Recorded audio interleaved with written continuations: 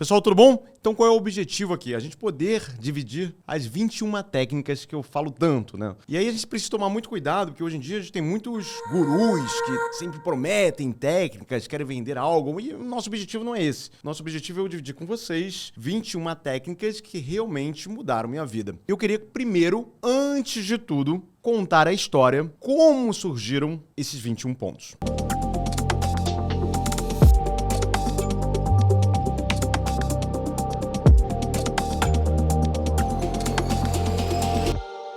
Surgiram os 21 pontos. Parece storytelling, mas não é. Eu tinha ido um dia na Broadway, eu tava com um amigo meu, a gente tinha assistido o Fantasma da Ópera, e depois a gente foi jantar num restaurante que chama Hannah, que nem existe mais, que é de um chefe italiano, e a gente ficou bebendo vinho, né? E esse amigo falou, olha, eu tenho 21 pontos que realmente mudaram minha vida pra sempre. Eu falei, pô, me passa agora. E ele não tinha esses 21 pontos na hora, no local. No dia seguinte, ele me mandou uma foto de um guardanapo com uns 21 itens. E falou, olha, eu tentei cumprir isso ao máximo e realmente a minha vida mudou. E até de brincadeira, eu escrevi novamente no guardanapo tudo e botei lá no meu quarto, né? Botei do lado aqui no meu escritório. Posso falar pra vocês, realmente, cumprindo esses 21 pontos, eu senti uma diferença absurda na minha produtividade, na minha forma de se relacionar com as pessoas, na minha forma de relacionar com empresas, na minha forma de fazer negócios. E nesse momento eu queria começar a dividir os 21 itens com vocês. Vamos lá?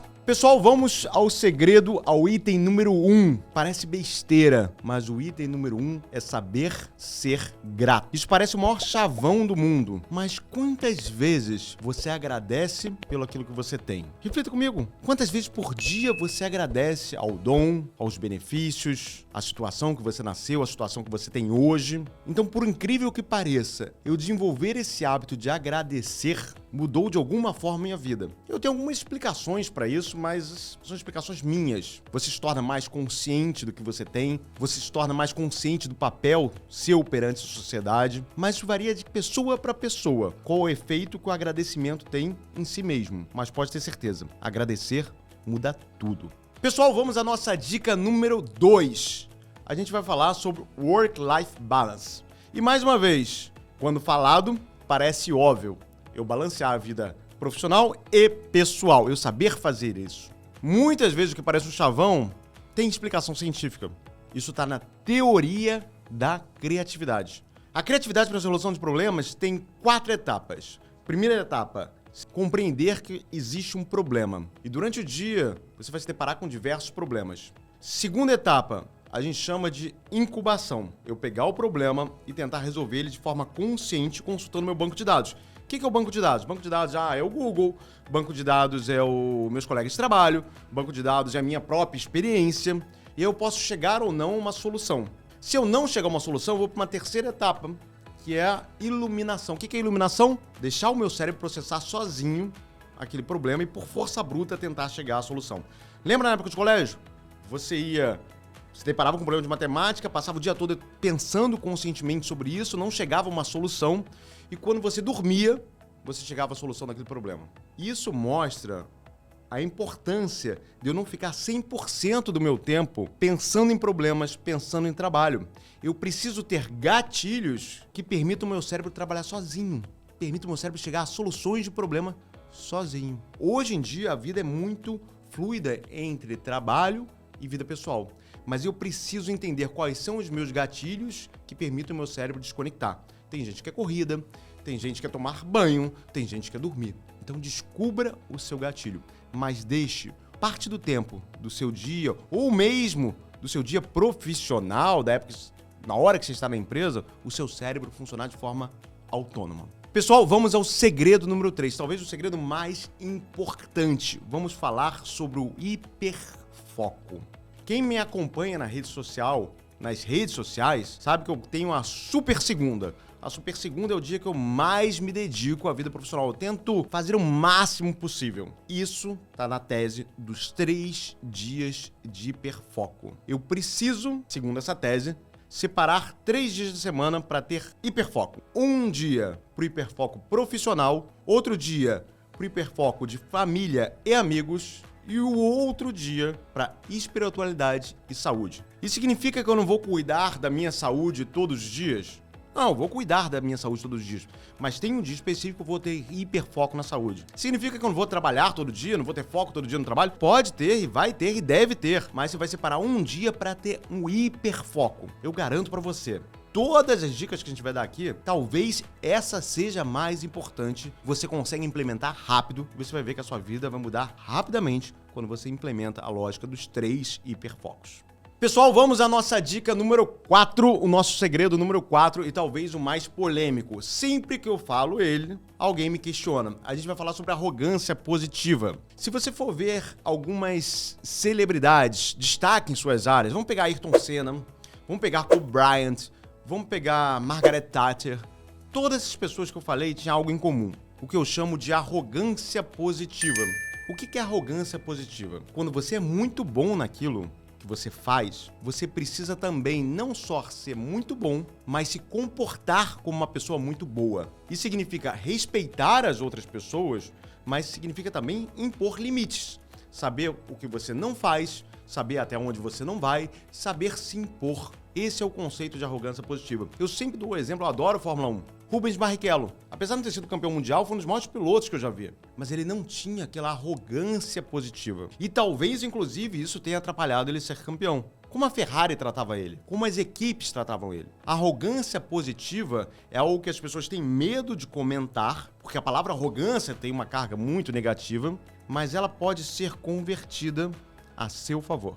Vamos ao item número 5, ao segredo número 5. E aí eu vou citar uma super esportista brasileira, destaque mundial no Ironman, a Fernanda Keller. Ela fala muito sobre isso, sobre a serenidade nas vitórias e a serenidade nas derrotas também. Isso foi uma coisa que mudou muito a minha forma de pensar depois que eu aprendi esse segredo. Eu me baseava muito no conceito lá do Napoleão Bonaparte. Napoleão Bonaparte, tanto nas vitórias quanto nas derrotas, ele sempre estourava um espumante e sempre, no caso, champanhe, né? E sempre fazendo a sabragem, né? Pegando sabre e estourando e falando que o espumante, o champanhe deveria ser utilizado nas vitórias quanto nas derrotas, uma para chorar, a outra para celebrar, mas sempre degolando como se degola um inimigo. Então, de uma forma muito fanfarrônica.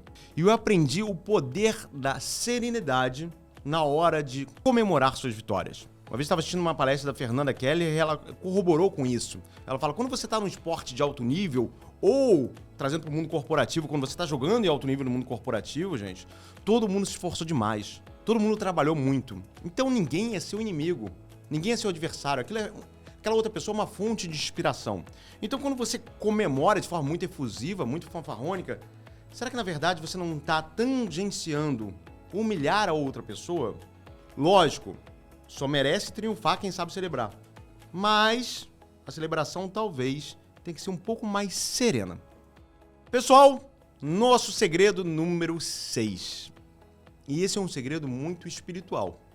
Eu não sei em que vocês acreditam, em que divindade, em qual religião, qual ideologia, mas eu tenho certeza que a caridade muda a forma como você vê o mundo. Muda a forma como você age perante o mundo e muda de alguma forma como o universo se comporta perante você. Doe. Ah, mas eu não tenho dinheiro. Doe tempo, doe seu dom. Mas de alguma forma retribua para a sociedade e para o universo aquilo que eles te deram. Acredite em mim, depois que você pratica a caridade, é algo tão viciante, mas em termos positivos, que você não vai querer mais parar.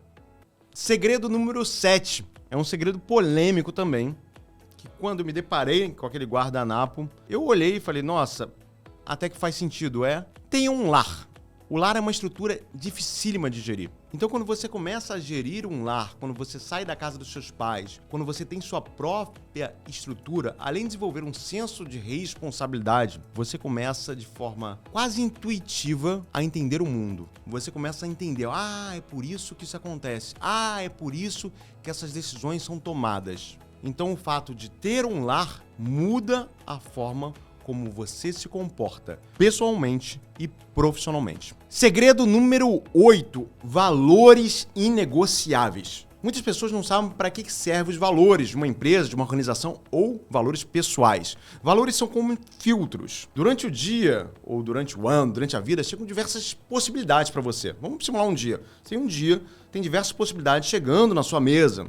Se você tiver valores como um filtro, essas oportunidades chegam, você filtra através dos seus valores e decide quais vão ser aproveitadas e quais não vão ser aproveitadas, quais vão ser descartadas. Vou dar um exemplo. Se você tem uma empresa e o principal valor é ações colaborativas, e aí você tem uma reunião na segunda de manhã com toda a sua empresa, e seu melhor funcionário falta porque falou: olha, Lang, eu precisei fazer uma super venda. Se você não for orientado a valores, você fala, vou dar um feedback negativo ou positivo para essa pessoa. Mas aí quando você se lembra que seu valor inegociável são ações colaborativas e esse cara faltou, essa pessoa faltou para fazer uma venda, uma reunião coletiva, você precisa dar um feedback negativo. Agora, se o seu principal valor fosse foco na receita, nesse mesmo caso, você deveria dar um feedback positivo para esse colaborador ou para essa colaboradora. Olha como fica muito mais fácil tomar decisões. Então, tanto na sua vida pessoal quanto na vida profissional, tenha valores inegociáveis. Isso muda a sua vida. Segredo número 9. E esse é um segredo mais esotérico. Não acredite na boa sorte ou na má sorte. Construa a sua própria sorte. E lembre-se que sorte é um componente que nada tem a ver com esoterismo. Eu falo que sorte,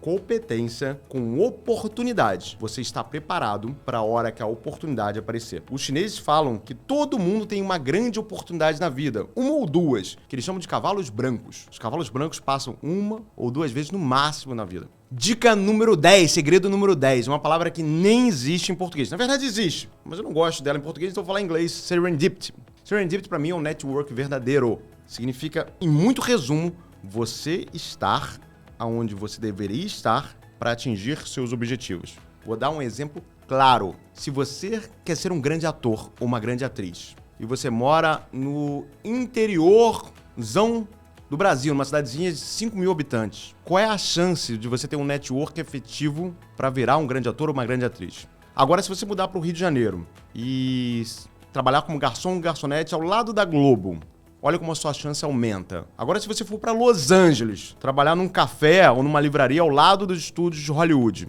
olha como a sua chance muda de forma drástica. Então pense em lugar, em clubes, aonde você deve estar e aonde estão as pessoas que você precisa se conectar. Segredo número 11, e aí um segredo que eu repito toda hora, segredo que vem do nosso amigo Taleb. Antifragilidade. Ser antifrágil. Antifrágil não é ser resiliente. O que é ser resiliente? É você sofrer um impacto, sofrer alguma força e voltar ao estado natural. Ser antifrágil é você sofrer um impacto e se tornar mais forte com esse impacto. Exemplo, a natureza é antifrágil. Quando você vai, por exemplo, malhar, você prejudica seu músculo, você destrói parte do seu músculo, mas ele se torna mais forte, tá? Você se torna mais forte depois. E a pergunta é, como você constrói uma vida antifrágil? E aí, complementando, eu vou dar um exemplo que eu gosto de dar em palestra. Às vezes em palestra eu pergunto, olha só, quem aqui tem R$1 aplicado em algum investimento? Todo mundo levanta a mão e fala, eu tenho. Agora eu pergunto, quem aqui tem $1 pelo menos aplicado, investido fora do Brasil? Aí geralmente diminui de forma substancial. E eu falo, mas por que você não tem $1? Ah, não, porque é ilegal, porque é difícil, porque isso é só voltado para pessoas muito ricas. E aí, sabe o que eu faço? Eu abro o celular na hora, nessa palestra, e abro uma conta nos Estados Unidos, transfiro o dinheiro e invisto. Geralmente eu invisto na Disney. O pessoal gosta da Disney, eu gosto da Disney também, eu invisto na Disney. Isso tudo em 10 minutos, demora 10 minutos. E com R$50. Quase todo mundo tem R$50 para investir. E olha que interessante, quando eu invisto em duas moedas, eu começo a me tornar antifrágil. Porque se minha moeda número 1 desvalorizar, geralmente, por exemplo, se o real desvaloriza, o dólar valoriza. Então eu não perco o poder de compra perante o mundo e eu não perco o meu patrimônio. E eu preciso desenvolver antifragilidade em tudo. Antifragilidade na minha vida pessoal e antifragilidade na minha vida profissional. Segredo número 12. E aí a gente vai recorrer a Leonardo da Vinci. Seja polímata. O ser humano, ele foi feito para ser polímata. O que é isso? Diversas habilidades. Mas ao longo do tempo a gente foi se tornando especialista. Ah, você é engenheiro de produção com foco em finanças. E a gente falou antes sobre antifragilidade. Você ser um especialista, você se torna frágil. Pense só, você é médico especializado em oncologia. amanhã descobre a cura do câncer. Como é que tá a sua carreira? Segredo número 15, talvez o meu predileto. Eu vou amenizar o que estava escrito no guardanapo. No guardanapo estava escrito um palavrão, não vou falar o palavrão aqui, mas vocês vão imaginar o que eu tô falando. Você tem direito a ser tudo na vida, menos aquele palavrão começa com bar e termina com K. Você pode ser tudo. Pode ser metido ou metida, você pode ter uma arrogância até negativa, a gente falou antes de arrogância positiva, mas você não pode ser isso. Você precisa respeitar as pessoas. Você precisa respeitar a jornada das pessoas. Você precisa saber que todo mundo tem uma dor e está passando por um desafio. Lembre-se que você tem direito a tudo, menos ser isso que vocês já entenderam o que é. Segredo número 16. Esse segredo eu chamo de Chihuahua versus Xoxô. Trate o seu ego. O seu ego, ele joga contra você. E o ego funciona como se fosse um chihuahua dentro de você. Quando alguém mexe com o chihuahua, o que o chihuahua vai ficar fazendo? Latindo. E o outro chihuahua que tá dentro da pessoa, que é o ego da outra pessoa, vai ficar latindo e vocês nunca vão se entender. Quando um ego confronta um ego, as pessoas não se entendem. Então o segredo é você transformar o seu chihuahua, treinar ele para ser um xoxô. Brinque com o xoxô vai ficar quieto. Mas na hora que o xoxô precisa reagir, ele vai reagir de forma efetiva. Silencie o seu ego. O ego, em grande parte das vezes, joga contra você. E você precisa estar ciente que ele existe e é ele que está falando por você e você precisa saber identificar essa hora. Segredo 17. O segredo 17 eu vou parar até para ler para vocês aqui. Saiba diferenciar felicidade e prazer. Viva o prazer, mas busca a felicidade. Não tem problema você buscar prazeres temporários, que dão para você recompensas temporárias. Mas saiba que a felicidade, não o prazer, é o que você deve buscar de forma constante. E olha a observação que eu fiz. Buscar de forma constante, porque você nunca vai chegar nela. Uma coisa que eu descobri tem a ver com essa dica, tem a ver com esse segredo, que a felicidade é o caminho. Eu saber valorizar o caminho. Porque não tem um ponto de chegada. E quando você começa a enxergar que não tem um ponto de chegada, as coisas mudam. Não tem problema você viver o prazer, mas busque de forma constante a felicidade. Dica segredo número 18. Parece óbvio, mas o óbvio precisa ser dito. Você com certeza já escutou sobre isso. Ligue menos para a opinião alheia. Até porque ninguém gasta tanto tempo assim pensando em você. Quer ver um exemplo? Eu tenho empresa desde os 15 anos de idade, né? Já conversando com muitos funcionários, colaboradores, colaboradoras. Às vezes em happy hour ela fala, nossa, aquele dia eu fiquei martelando na minha cabeça aquilo que eu fiz. Eu falei, cara, eu nem lembro disso. Se preocupe menos e viva mais a sua realidade. Dica número 19. Pratique a diversidade e pratique a inclusão. Eu pratico porque eu acredito. Eu acho que diversidade e inclusão traz antifragilidade, tanto para minha vida quanto para os meus negócios. Mas eu vou dar uma dica para você. Se você não liga para isso, você fala, não, isso é mimimi. Tá bom, então eu vou falar o seguinte, tem ROI, tem retorno. A sociedade gosta que você faça isso e ela vai te remunerar por isso. Eu faço de coração, eu acredito e eu pratico. Mas se você for um cara que, não acredito, pense que financeiramente também pode ser interessante para você. Então reflita seriamente sobre diversidade e inclusão. Se você não acredita de coração, pense que talvez valha a pena financeiramente ou como um business você começar a refletir sobre. Nossa penúltima dica, nosso penúltimo segredo. Saiba que a vida é feita de ciclos e saiba aproveitar isso. Eu dou um exemplo muito claro. A economia brasileira ela é feita de ciclos até muito curtos. Então vamos pegar na bolsa de valores. Se você souber que tem ciclos, em um momento vai estar em baixa, mas no outro momento o Brasil vai ser o país da moda, isso já aconteceu 3 vezes nos últimos 20 anos, você vai saber comprar seus ativos em baixa e talvez, se você quiser, realizar em altas. Cara, isso acontece até com os Estados Unidos. Os Estados Unidos são ciclos maiores, geralmente ciclos de 20, 30 anos, que a gente está vendo agora, taxas de juros americanas pós-Covid, aumentando como não aumentava há muito tempo, mas são ciclos. E sua vida também é feita de ciclos. E quando você identifica isso na vida pessoal, você começa, inclusive, a prevenir de processos de ansiedade. Você sabe que aquilo é um ciclo. Um momento estamos aqui, embaixo, outro momento estamos por cima. Se você aprende isso profissionalmente, você começa a aproveitar os ciclos de baixa para investir, os ciclos de alta para realizar. Acredite em mim.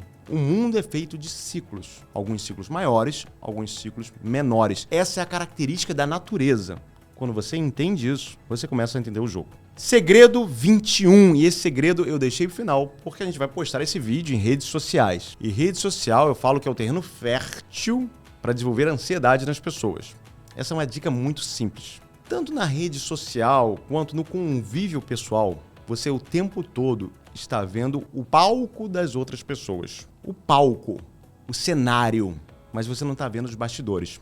Então, muito cuidado com isso, porque da sua vida você conhece os seus bastidores. Então, esteja ciente que quando você está vendo a vida de alguém, você está vendo o palco e não os bastidores. Nunca compare os seus bastidores com o palco de outras pessoas. Pessoal, como eu falei, o óbvio precisa ser dito. Se você gostou, curte aqui, segue a gente, que em breve vai ter muito mais conteúdo legal.